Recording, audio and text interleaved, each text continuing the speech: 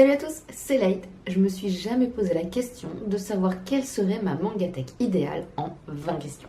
Et c'est grâce à Sélection Manga qu'on va pouvoir y répondre tout de suite. Pour rappel, Céline de la chaîne Sélection Manga a fait il y a quelques temps 2 vidéos où elle posait des questions à Adrien et où elle se posait elle-même les questions, à savoir comment serait leur mangatech idéal à travers 20 questions. Et comme j'ai trouvé le concept hyper sympa, je me suis dit il faut que j'essaye, parce que c'est vrai que je me suis jamais posé forcément toutes ces questions. En tout cas, je n'ai jamais regroupé toutes ces questions en me disant c'est vrai que ça pourrait être ma mangatech idéale. Donc on va pouvoir enfin y répondre ensemble et savoir comment serait ma mangatech idéale en 20 questions. C'est parti!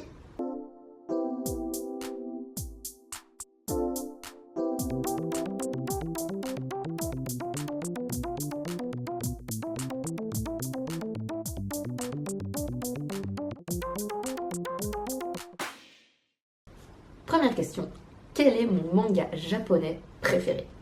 Alors la question est un petit peu difficile parce que c'est vrai que je pourrais répondre Naruto à quasiment toutes les questions, et c'est vrai que là je serais bien tentée de répondre Naruto. Mais je me dis je vais essayer de ne pas me cloisonner à cette œuvre que j'affectionne particulièrement parce que j'en parle quasiment tout le temps. Donc je vais... Non, en fait je vais quand même répondre Naruto. Donc mon manga japonais préféré, Naruto. Deuxième question. Quel est mon manga français préféré? Alors pour moi c'est une question qui est assez difficile à répondre puisque je n'ai jamais vraiment lu de manga français. En tout cas dans ma mangatech je n'en possède qu'un seul, c'est celui de Louis San que je n'ai toujours pas lu.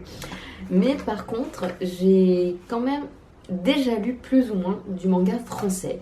C'était il y a fort longtemps, je lisais le magazine Coyote Magazine. Oui, je répète 2 fois magazine, c'est pas grave. Et dedans, il y avait des auteurs de mangas français qui publiaient des chapitres de mangas. C'était un peu...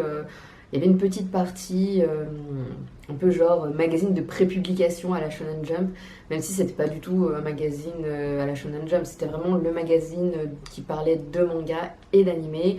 Donc on avait toutes les actus, je crois qu'ils sortaient tous les 2 ou 3 mois, il y avait toute l'actu de la Japanimation, des sorties manga, aussi au niveau de la musique, donc tout ce qui était J-pop, J-rock, une petite recette à la fin qui donnait envie ou pas de tester. Bref, donc dans ce magazine, il y avait pas mal de choses qui avaient attrait à la culture japonaise, et dedans il y avait ces mangas français.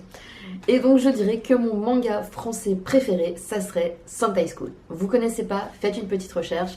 Ils sont peut-être trouvables en ligne, je ne sais pas. En tout cas, c'était de Florence Torta et Philippe Cardona, je crois. Un duo de dessinateurs qui, franchement... voilà, j'aimais beaucoup le trait, et puis les histoires étaient hyper drôles. Beaucoup de références à la pop culture et... à l'animation japonaise et au manga. Enfin, voilà, vraiment, c'est quelque chose que... C'était vraiment un manga français que j'aimais beaucoup, et c'est... Voilà. Bon, je crois que je peux passer à la question suivante. Troisième question, le manga qu'on m'a recommandé et que je recommanderais. Ah, c'est assez difficile parce qu'en fait, dans mon entourage, j'ai pas tellement de personnes qui lisent du manga. Donc c'est un peu compliqué. Parce qu'on m'a recommandé des mangas, mais je sais pas si je les recommanderais forcément. Donc je réfléchis déjà à savoir quel manga on m'a recommandé.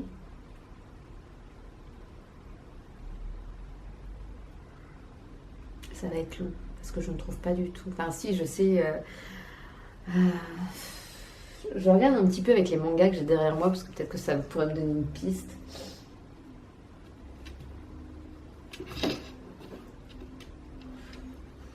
Franchement, je sais pas du tout.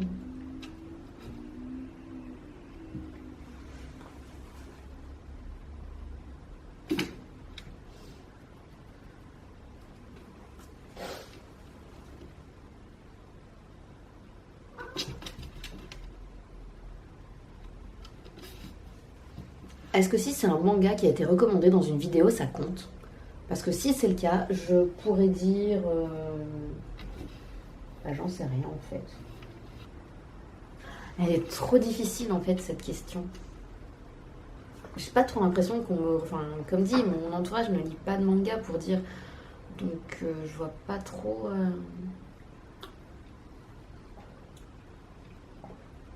Quel manga on m'a recommandé?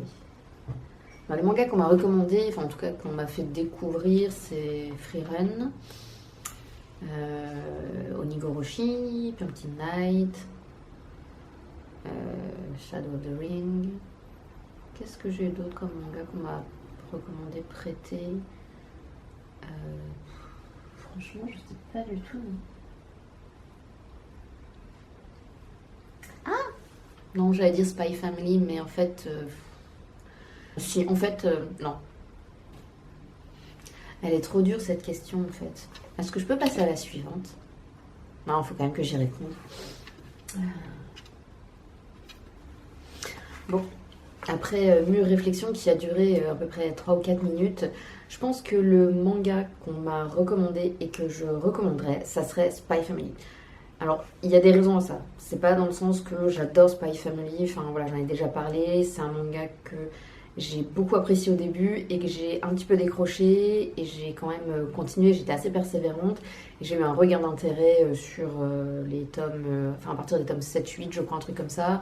Et puis là, bon bah j'ai laissé de côté, j'ai pas repris la lecture, je crois que je me suis arrêtée au tome 9, un truc comme ça, enfin bref.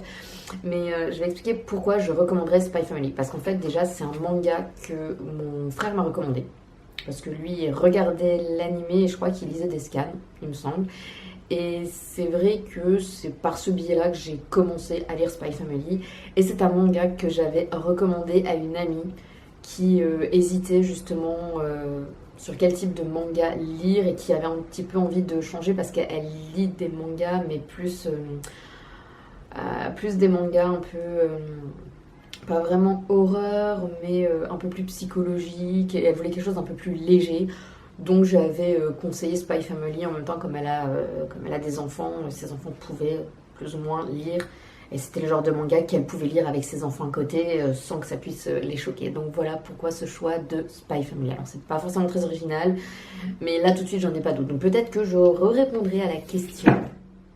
C'est rien, c'est le chat. Peut-être que je répondrai à la question plus tard, enfin je ne sais pas. Question numéro 4.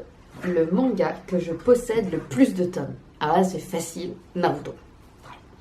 C'est le manga dont j'ai la collection la plus longue, en tout cas actuellement, puisque j'ai jusqu'au tome 67. Et c'est le manga qui finit à le plus de tomes, il me semble, dans ceux que je possède, puisqu'il y en a 72, même si j'ai pas encore les 72, enfin bref. Naruto.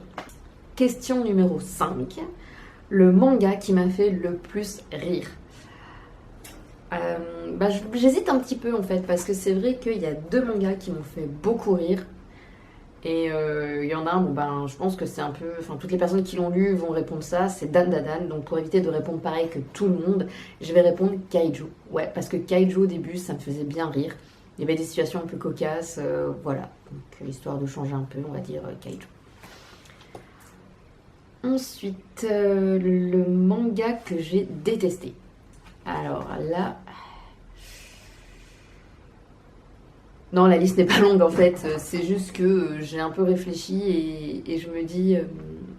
j'ai pas vraiment de manga que je déteste. C'est plus des mangas avec lesquels j'ai du mal et que je pense que je leur relaisserai quand même une chance par la suite. Mais en tout cas, si là tout de suite il faudrait que j'en cite un que j'ai pas vraiment apprécié, ça serait Pumpkin Night. Parce que l'histoire, elle est plutôt prévisible et c'est vraiment du gore pour du gore et moi ça m'a pas plu. C'est vraiment pas le genre de lecture que j'ai apprécié. Voilà. Ensuite, question numéro 7, le manga le plus triste que je connaisse. C'est une question qui est assez difficile parce que j'ai pas trop souvenir d'avoir lu des mangas très tristes. Après, je m'arrange à pas prendre des mangas qui vont me rendre triste parce que je sais que voilà, je peux être assez sensible, donc j'évite les mangas qui me donneraient envie de pleurer. Donc c'est assez compliqué. Après, je dis pas, j'ai déjà pleuré en lisant des mangas. Genre, je sais plus c'est quel tome de Naruto quand Jiraiya il meurt. Alors là, je chiale comme une madeleine, autant dans l'animé que dans le manga. J'ai chialé toutes les larmes de mon corps. Enfin voilà. Donc je pense que ça va être le tome, je sais plus exactement. Je me rappelle pas. Ça va être le tome 35 de Naruto. Je revérifierai c'est dans quel tome. Donc de ma collection, je pense que le manga le plus triste que je connaisse, je pense que c'est le tome 35 de Naruto. À vérifier parce que je sais plus c'est le tome 35. Bref, en tout cas, c'est dans les environs là. C'est le manga le plus triste pour moi. Question numéro 8, le mangaka dont je préfère le dessin. c'est une question qui est assez difficile puisqu'il y en a beaucoup que j'apprécie le trait. Et non, je ne répondrai pas Masashi Kishimoto. Hein. On va éviter de répondre Naruto à toutes les questions parce que j'ai déjà répondu Naruto à 2 questions. Ou 3 questions, je sais même plus. Bref. J'hésite un peu parce que c'est vrai que j'aime beaucoup le trait de Taiyo Matsumoto. Mais en même temps, le trait de Kyuyashida, il est vraiment pas mal du tout. Et j'aime bien aussi le trait de Hiroyuki Takei. Donc ça en fait beaucoup.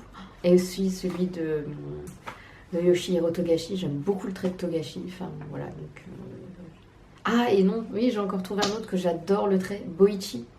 J'aime beaucoup le trait de Boichi malgré certains détails quand il dessine, puisqu'il est très fort en anatomie, on va dire. Bon, maintenant il va falloir que j'en choisisse un parmi tous ceux que j'ai cités. Je dirais quand même Kyuyashida, parce que c'est vrai que ça a été mon dernier coup de cœur au niveau du trait ces derniers temps. J'ai fait une éloge de la réédition de Doro la vidéo précédente, donc ça sera Kyuyashida. Ensuite, question numéro 9, le premier manga que j'ai lu, et contre toute attente, ce n'est pas Naruto. Ouais, il me semble, parce que je suis pas sûre, parce que je crois que le premier manga que j'ai lu, je devais être au collège, un truc comme ça, et ça commence un petit peu à dater. Il me semble que, en tout cas, les premières pages de manga que j'ai lu, parce que j'avais pas lu le manga en entier, c'était Cardcaptor Sakura.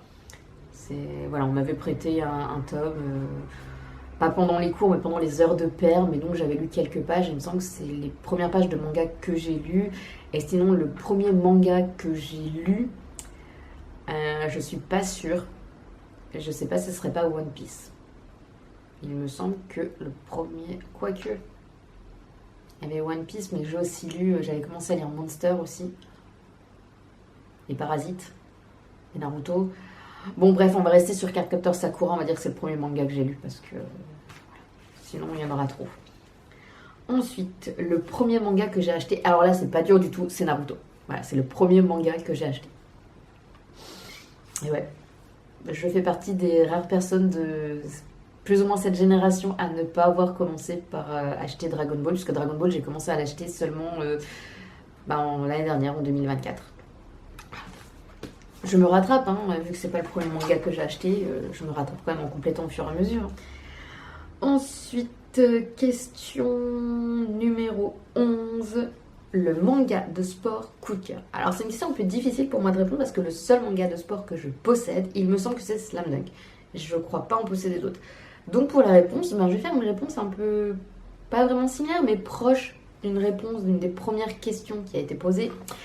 Donc en fait, c'est un manga qui paraissait dans le magazine Coyote Magazine et qui s'appelait Strike. C'était un manga de sport sur le baseball et qui était écrit et dessiné par Patricia Lifung, il me semble. Je noterai son nom à quelque part.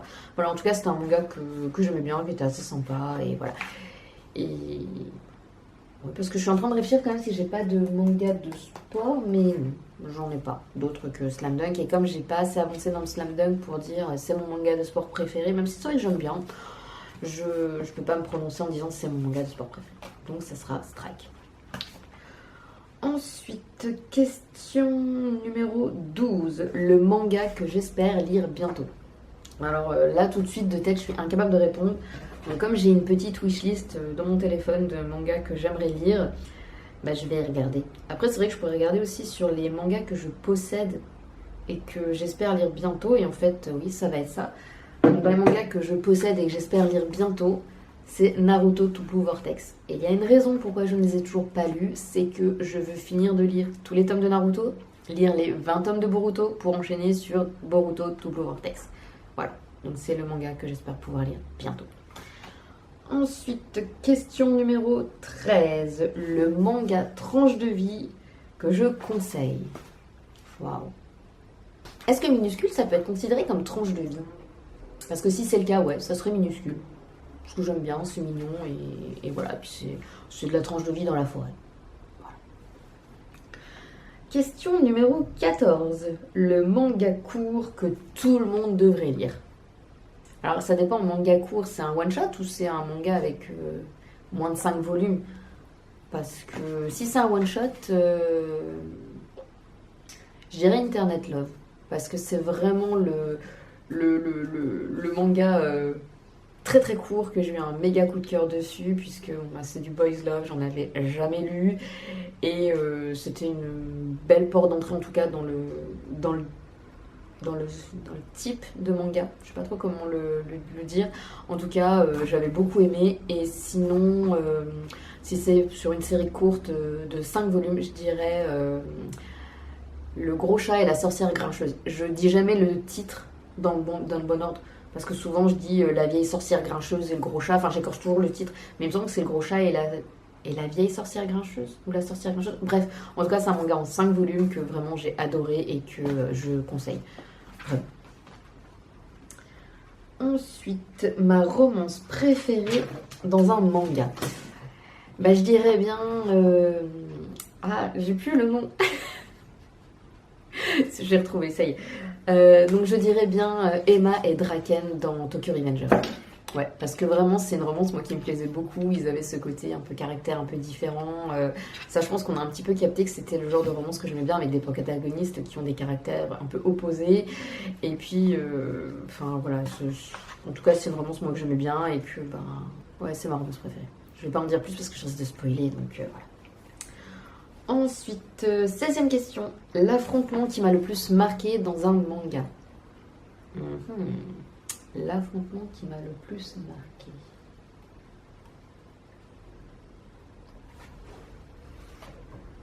J'en sais rien.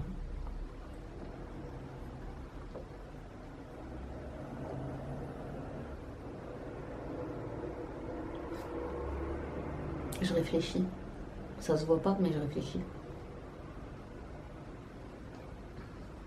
Je veux dire, dans Oshinoko, quand Akane et Kana se mesurent sur scène, parce que c'est un affrontement que j'ai lu il y a pas longtemps et qui était assez chouette.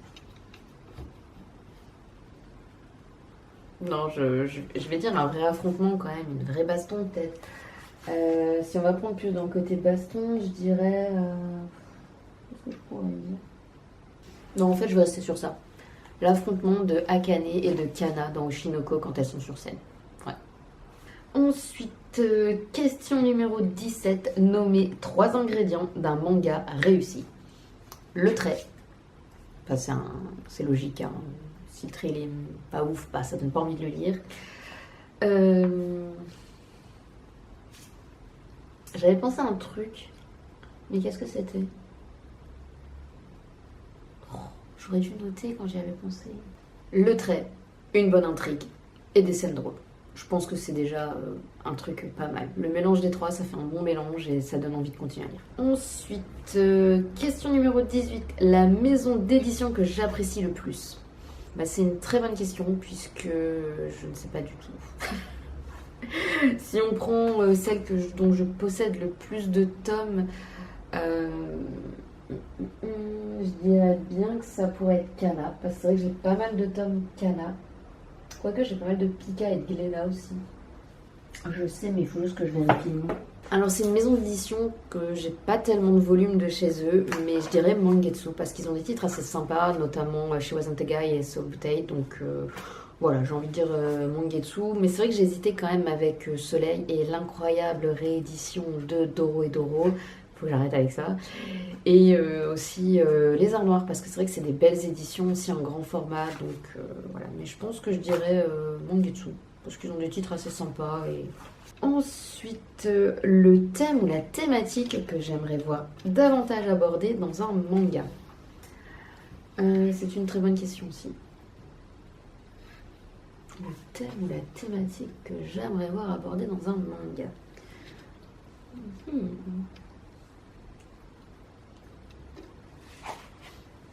J'ai trouvé. La broderie. Parce que ça serait un peu what the fuck. Enfin, je me demande comment on pourrait faire un manga sur le thème de la broderie. Après, peut-être que ça existe, hein, je ne sais pas. Mais je me dis un manga sur la broderie. J'ai pas d'autre idée. Dernière question. Quel manga mériterait d'être plus connu?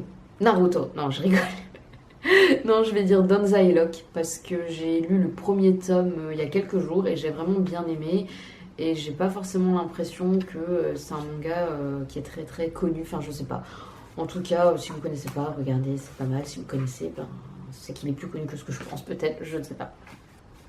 Cette vidéo a été un peu compliquée à faire pour moi puisque toutes ces questions, ça m'a fait vraiment réfléchir et je crois que j'étais pas trop en état de réfléchir. Mais bon, c'est pas grave, mais ça m'a permis de me poser des questions de qu'est-ce que j'ai dans ma mangatech, qu'est-ce que j'apprécie dans ma mangatech, qu'est-ce que j'aimerais ajouter dans ma mangatech et des questions que je me posais pas forcément. Par exemple, ma maison d'édition préférée, c'est vrai que je n'achète pas des mangas spécifiquement pour la maison d'édition, même si c'est vrai que certaines maisons d'édition proposent vraiment de très belles éditions, de très bons titres, de très belles rééditions.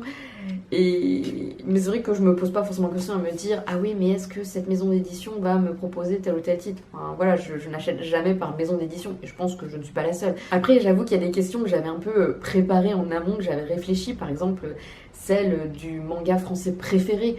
Puisque, comme j'ai dit juste avant, j'ai pas de manga français à part celui de Louis San et voilà, je n'allais pas répondre à un manga que j'ai même pas encore lu. Et c'est pour ça que j'ai réfléchi et que je me dis ah oui, c'est vrai que il y a fort longtemps, je lisais un magazine qui prépubliait en quelque sorte des petits chapitres de manga français. Donc ça a été un petit peu le bon cheat code pour moi pour pouvoir y répondre et ça m'a permis de me rappeler aussi d'excellents titres qu'on pouvait trouver. Dans Coyote Magazine, hein, notamment Sentai School, Strike, Venezia, Coyote. Oui, il y avait un manga qui s'appelait Coyote, enfin bref. Voilà, si vous avez des archives de ces mangas, si vous possédez ces magazines, hein, voilà, vous devez justement vous rappeler de ces différents titres. Peut-être que vous avez aimé ou pas ces titres-là. Bref, en tout cas, je sais même pas. Je crois que Coyote Magazine existe toujours, mais que c'est assez différent. Enfin, je sais pas. Faudrait que je m'y penche à l'occasion. En tout cas, merci d'avoir regardé cette vidéo. Encore un grand merci à Céline de Sélection Manga d'avoir proposé ce concept et de nous avoir permis, je dis bien nous, parce que je ne suis pas la seule à avoir piqué cette idée et à avoir répondu à ces questions. Donc merci pour cette idée de vidéo et merci d'avoir regardé la vidéo jusqu'au bout. Je vous remercie également pour votre soutien à travers les commentaires, les j'aime et les abonnements. Et je vous dis à bientôt pour une autre vidéo. Salut!